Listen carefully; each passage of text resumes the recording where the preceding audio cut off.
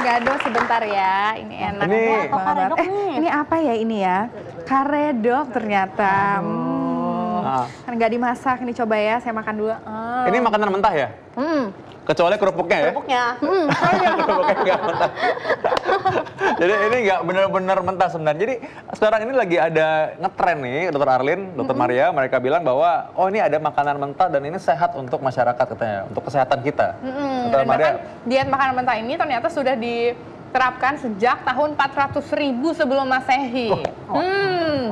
Jadi zaman dulu ya? itu emang makanan mentah. Saat waktu dulu itu ternyata api itu belum digunakan untuk membakar makanan, tapi untuk membuat alat berburu dan sebagainya. Iya, oke. Nah, mau jangan aja sih makanya. Belum ada panci mungkin. Belum ada panci, Dok. Nah, kenal sama Pythagoras? Yang membuat rumus segitiga Pythagoras. Iya, benar. Ternyata dia juga adalah salah satu pelopornya. Oh, gila. Nah, Dr. Arlin kenal ya Pythagoras ya? Luar biasa sih. 400.000 tahun sebelum Masehi, luar biasa. Oke, kita kembali. Dan ini memang sebenarnya memang gini sih, makanan-makanan mentah ini sebenarnya kalau kita bilang makanan mentah, kita makan sayur juga kan memang bisa mentah ya. Tadi kan makanan khas daerah Sunda ini juga memang mentah juga. Lalapan juga bisa. Iya, benar, lalapan juga mentah. Sebenarnya makan pakai cabai juga mentah sebenarnya. Ya. Kita makan buah-buahan juga suka mentah. Nah, sebenarnya Dr. Maria, apa yang dimaksud dengan diet makanan mentah atau diet raw food ini? Diet raw food ini atau makanan mentah memang makin kesini makin ngetren ya. Karena apa? Orang kan targetnya biasa sudah mulai makin pinter, kepengennya sehat. Sehatnya tuh gimana? Oh, kita mengurangi supaya zat nutrisi yang ada dalam makanan yang hilang tuh dikit. Salah satu caranya adalah dengan diet makanan mentah atau pengolahannya minimum melalui proses pemanasan. Oke, proses pemanasannya ini ada maksimalnya nih, Dok? Ya, biasanya sekitar kurang lebih 30-40 derajat Celcius. Jadi tidak sampai yang overcook yang biasa kalau pakai minyak goreng itu kan, dikeringnya kan harus benar-benar panas. Tetapi dalam prinsip pengolahan diet makan mentah ini tidak melalui pemanasan yang ekstra, yang berlebihan. Berarti bisa dibilang kalau bukan berarti kita makan mentah-mentah dari pohon langsung dimakan gitu ya, Dok ya? Gitu ya? Ya bisa juga sih, itu namanya raw food juga. Cuma berarti maksimal kalau memang mau diolah itu tidak harus boleh kurang melewati dari suhu yang sangat derajat Celcius. Oke, Dr. Arlin, kita punya mitos atau fakta yang perlu kita luruskan nih. Yang pertama adalah kalau diet makanan mentah lebih baik untuk menurunkan berat badan dibanding dengan diet yang lain. Diet yang lain, gimana, Dok? Tergantung. Jadi gini, diet makanan mentah orang selalu kebayangnya berasal dari buah dan sayur ya. Pasti orang mikirnya salad-salad gitu. Padahal sebenarnya diet makanan mentah itu ada juga jenis dari biasanya mengolah dari daging, gitu ya. Bahkan kalau kita makan sushi aja kadang-kadang mentah ya. Nah, apakah ini bagus untuk menurunkan berat badan? Bisa menjadi bagus dengan catatan komposisi yang kita makan ini berada dalam komposisi yang seimbang. Oke ya. Karena kalau yang mentah-mentah gini pasti seratnya juga lebih banyak dong. Iya, lebih banyak. Dan ini sebenarnya coba saya mau tanya di antara penonton ada nggak yang mau coba tiba-tiba makan ini gitu? Mau makan ini gitu ya? Mau? Nggak mau ya? 100.000. Nggak ada yang mau tetap. Kalau sehat loh. Gitu. Jadi sebenarnya memang makanan mentah ini tadi sebenarnya dia bikin kenyang lebih lama ya, karena sebenarnya karena sayurnya lebih banyak, seratnya sangat tinggi. Betul sekali, dan kita utuh untuk bisa mengolah zat nutrisinya lebih utuh ketimbang makanan yang memang melewati proses pengolahan lebih lanjut, termasuk dipanaskan ya. Bisa bikin lebih fokus nggak? Maksudnya kan orang kalau lapar, gitu diet ya, itu utamanya adalah takutnya adalah lapar. Kalau lapar itu nggak fokus. Dan juga nggak enak sih kadang-kadang. Iya memang nggak enak. Keroncongan gitu ya. Begini makannya diet makanan mentah tadi, apakah benar bisa buat kita lebih fokus? Iya bisa jadi. Betul sekali, karena kan kalau misalnya kita makan, kemudian kita makan makanan yang diolah pengolahan lebih lanjut. Ini biasanya memang merangsang untuk kita makan lebih banyak. Makan yang lebih banyak masuk ke saluran cerna. Saluran cerna ini kan bekerja nanti bikin katanya orang otak saluran cerna, saluran sirkulasi darahnya lebih fokus ke perut. Iya, benar, itu memang betul, gitu. emang betul mengakibatkan sirkulasi yang ke otak sedikit lebih rendah, dan ini yang menyebabkan kadang-kadang kalaupun kita makan kekenyangan pun dengan raw food ya ini ngantuk. Efeknya juga memang tetap ada dong ngantuk. Nah ini Dok, kalau misalnya wanita hamil makan diet raw foodism ini, apakah boleh? Boleh. Boleh aja. Dengan catatan. Nggak takut ada cacing atau yang racun-racunnya inilah itu ya? yang memang harus kita bisa singkirkan dong. Iya. Tentu sebelum pengolahan kita harus bersihkan dulu, kemudian kita pastikan. Biasanya yang takut juga kan adalah selain cacing, pestisida. Oke, iya, pestisida. Ya, benar ya. Jadi itu memang harus kita pastikan bahwa makanan ini bebas pestisida. Caranya sih simple. Cukup dibersihkan, dicuci. Ataupun ada yang ingin lebih merasa yakin lagi, pilihlah makanan yang kadang-kadang sekarang orang milihnya organik gitu ya. Ini betul. Termasuk alternatif.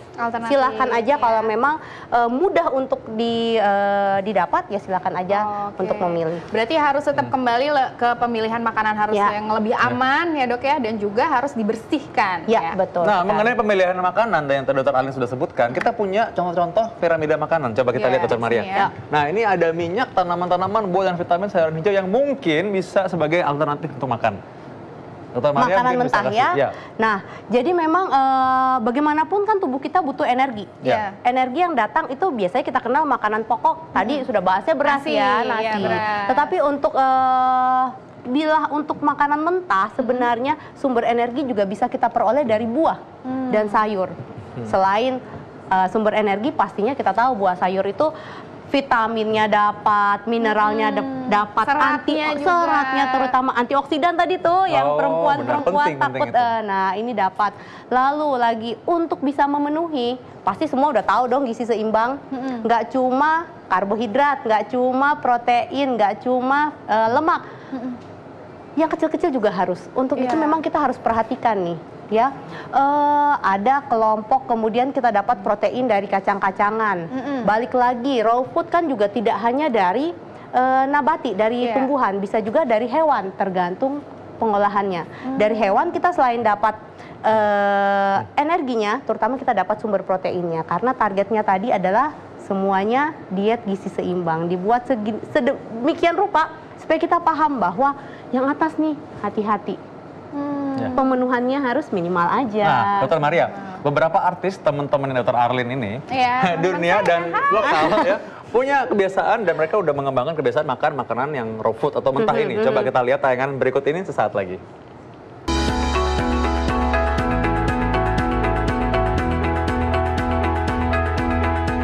Gaya hidup sehat sudah banyak digemari oleh masyarakat. Salah satunya dengan cara menjalani pola makan dan juga diet sehat.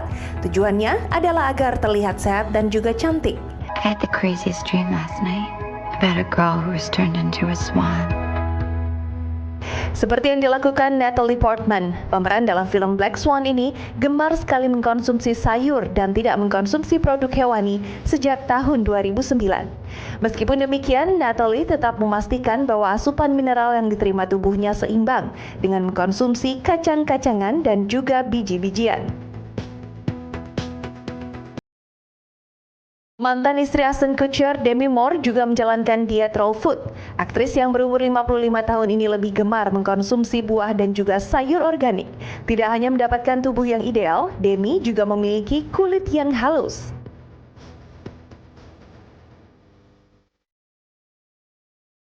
Tak hanya selebriti mancanegara saja yang melakukan diet raw food.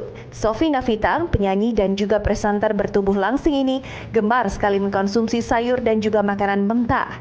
Bahkan istri dari penyanyi Ponky Barata ini sampai membuat sebuah gerakan yang diberi nama Indonesia Makan Sayur. Hal ini dilakukan agar dia tetap sehat dalam menjalani semua kegiatannya.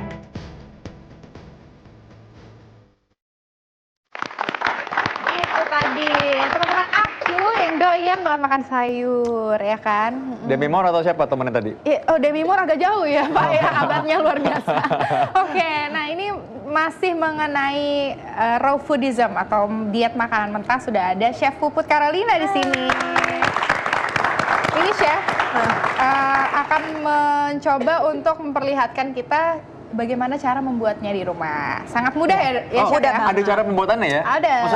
Maksudnya kan kirain kan kalau masak itu kan susah, kalau mentah kan udah aja tinggal langsung dimakan gitu. Nah, ya, sebenarnya mungkin itu yang bikin lebih gampang ya. Iya, yang lebih gampangnya nggak usah dimasak. Jadi udah tinggal motong-motong-motong, yang penting motongnya jangan terlalu besar biar gampang dikonsumsinya.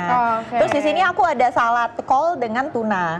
Jadi tuna ini aku pakai tuna kalengan. Jadi banyak persepsi bilang kalau kalengan itu tidak sehat, tidak bagus dan segala macam. Justru tuna kalengan kandungan ini secara penelitian FDA itu udah membuktikan bahwa lebih less mercury. Jadi kandungan vitamin L lebih banyak, B6 juga lebih banyak ya dok ya. Jadi di sini aku menggunakan tuna kaleng dan di sini ada kol.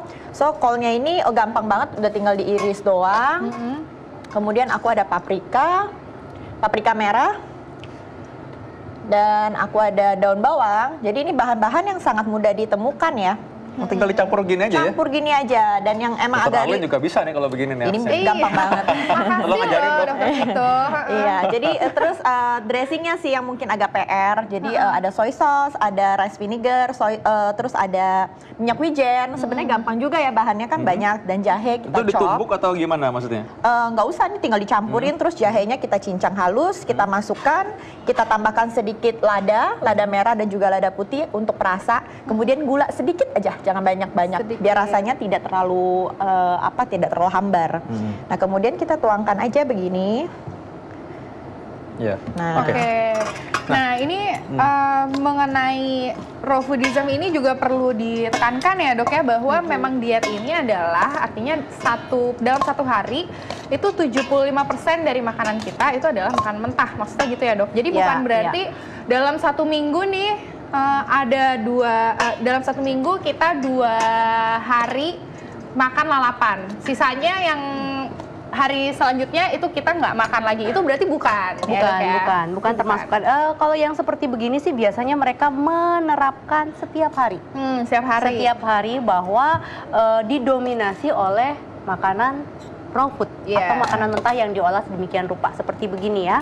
Kemudian kayak tadi nih, ini sebenarnya oke banget nih karena ingat kita kan butuh energi. Dari sayur-sayuran sejumlah sebegini ini kita sebenarnya udah dapat kecukupan untuk karbohidrat. Nah, kira-kira nih dibandingkan dengan sepiring nasi putih tadi atau nasi merah tadi, sebanding nggak? Coba kita lihat nih ya, segini ini rasanya memang banyak sekali. Ditambah lagi kalau kita makan nasi putih atau nasi merah lengkap dengan lauk pauknya, kemudian dengan sejumlah gini, rasanya jumlah kalori totalnya pasti lebih banyak yang tadi nih, yang nasi lengkap lauk pauk. Tapi ini yang penting secara kenyangnya ya gimana? kenyangnya ya kenyang ini dong, karena memang seratnya lebih banyak. Iya, jadi Ditambah lebih lagi- lama ya kenyangnya ya. Ya betul. Makanya Ditambah diet ini ada yang proteinnya mengenyangkan. loh.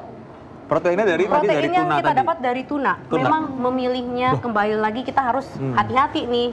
Ya. Jangan sampai kalengnya tadi udah kadaluarsa misalnya gitu ya. Iya, Atau bahaya kalengnya udah karatan. Waduh. Iya. Tapi sebenarnya boleh kita pilih dari yang segar juga nggak sih? Gimana? Boleh banget. Cuman banget. memang kalau orang Jepang itu kan penyimpanannya mereka sudah sangat terlatih ya. Ini dia. Dan penyimpanan itu sangat-sangat penting karena bisa menimbulkan bakteri ya, dan itu Betul sangat sekali. bahaya. Protein rentan ya. Ya, jadi sangat bahaya. Jadi kalau kita nggak yakin cara penyimpanan terhadap salmon atau tuna mentah itu, mendingan jangan dicoba gitu. Karena itu bukannya malah bagus untuk tubuh kita, malah akan menimbulkan bumerang gitu lah. Oke, malah jadi bumerang. Jadi- Oke, nah ini mungkin bisa dilihat ya, di sini ada kubis, paprika, ini juga Udah kubis jadi ini ya? kan Cepet ya? udah jadi loh. Ada yang mau? Oke, ada sendok nggak nih? Dokter Saya Vito punya sendok mungkin kode baru ya, makan kode ini. ya, bilang udah jadi gitu, kayaknya kode memang. Nih, minta sendok dong, Boleh nih kalau pakai sendok nih. Satu aja ya buat saya doang. Nah dok, ini berbicara mengenai kandungan nutrisi nih dok. Kita lihat di sini. Tadi kan di sini udah dijelaskan ya, tuna tinggi akan protein. Ini dapat semua makro, mikro dapat. Nah, bisa dijelaskan, Dok? makronya kita dapat dari sayurnya, karbohidratnya dapat ya. Bagaimanapun sayur buah itu walaupun katanya tinggi serat, vitamin mineral memang, tetapi dia juga tetap mengandung unsur gula, karbohidrat. Nah, ini juga ada karbohidratnya. Proteinnya dari mana? Dari ikan Dari tuna ya? Ikan tuna. Sorry ya, aku coba ya. Waduh. Maaf, penonton semua aku coba ya. silakan. Baik. Ya. Yang tadi Langsung karedoknya konsen. bisa diambil lagi, mana sih ini karedok? Ya. Tapi enak loh. Hah? Aduh, saya nggak mau, saya nggak Jadi bisa. memang- Saya harus ini dulu. Lalu tadi Harus saya juga balas nih. menambahkan Aduh. sedikit minyak ya. Minyaknya Pilihan. itu Nggak ada lagi. iya, sesame oil. Jadi Ya. minyak wijen. Ini orang nggak mau kalah kalau Nggak masih ada loh. bisa. Aduh, Kalau kayaknya- makan masa gue nggak makan. Kayaknya Oh my God. Oke. pilihannya kalau buat saya beratnya yang mana ya? Dua-dua menarik rasanya. Jadi memang ini kalau ini lebih ke cita rasanya ASEAN ya, ASEAN. Kalau ini lebih Indonesian. Jadi memang berbeda Saya memang lidahnya aja. sangat lidah Indonesia. Iya, iya. Sebenarnya sih bukan gara-gara itu, cuma kita mau makan udah kamu habisin. Oh iya, gitu. Ya, sekarang ada nggak sih risikonya secara kesehatan, Dokter Maria, dengan konsumsi makanan mentah ini? Untuk kesehatan sih tadi balik lagi, ini teknik membersihkannya, Betul. memilih bahan makanannya, ini oke atau enggak? Ya kan kita yang khawatir itu yang nempel-nempel dong, kemudian lagi ada ulat-ulatnya lah. Kalau dari yang mentah-mentah dari daging ini yang kita takutkan kalau tadi ada proses pembusukan, cacing. ada telur cacing, ya ini yang menjadi kekhawatiran untuk mengolah raw food. Tetapi asal bahan itu kita pastikan oke semua, rasanya sih ada. Iya, bener, enak banget. Kalau aku sih sejujurnya pengen loh makan ini. Maksudnya memang kalau aku pribadi ya, aku di rumah itu makan oatmeal, gitu ya, dicampur dengan yogurt sedikit, lalu kita masukin potongan buah segar, masukin di kulkas, besok pagi kita makan tuh udah enak banget, dan itu nggak diapa-apain. Dan cepat juga ya prosesnya. Prosesnya juga gampang. Ya. Gampang juga, itu bisa saya lakukan. Pokoknya kalau mau kurus makannya kol, karena kol ini memang membantu sekali untuk orang yang mau berdiet ya. Iya, tapi hati-hati kalau misalnya ada yang orang sakit lambung. Nah, ngomong sakit lambung nih, kayak Dokter Arlin punya tips nih mengenai itu. Iya, betul sekali. Nah, nanti kita akan berbagi tips kesehatan, yaitu mengenai asam lambung. Bagaimana sih caranya supaya kita tidak terkena asam lambung? Dan kalau udah terkena asam lambung, bagaimana penanganannya di rumah? Bagaimana? Saksikan sesaat lagi, tetap di Ayo Hidup Sehat.